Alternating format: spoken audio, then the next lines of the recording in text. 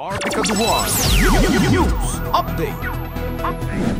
Bilang ng mga kumpirmadong election-related incidents, umabot po sa 74.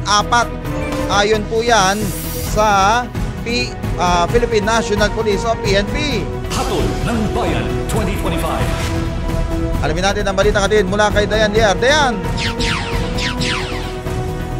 Yes, J-Mart, umabot na nga sa 74 ang validated election-related incidents o ERI sa katatapos na Hatol ng Bayan 2025 sa datos ng Philippine National Police o PNP mula sa kabuang 171 na insidente na naitala noong katatapos na eleksyon.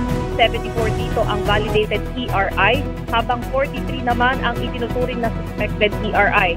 Sa pulong balitaan sa Campo Crame, sinabi ni PNP Public Information Office Chief Police Colonel Rando Suanyo na pinakamarami sa mga kasong ito ang insidente ng pamamaril na umabot sa 27. Kabilang din sa mga naitalang insidente ang pananakit, pananakot, panggigipit at iba pang uri ng karahasan.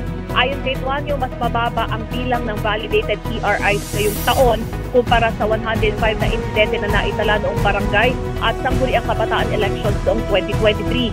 Sa ngayon, wala pang inilalabas na opisyal na datos ng bilang naman ng mga nasawi. Ngunit sinabi ni PNP spokesperson, Police Brigadier General Dean Fajardo kahapon na aabot sa 20 ang namatay sa kabuang panahon ng halalan.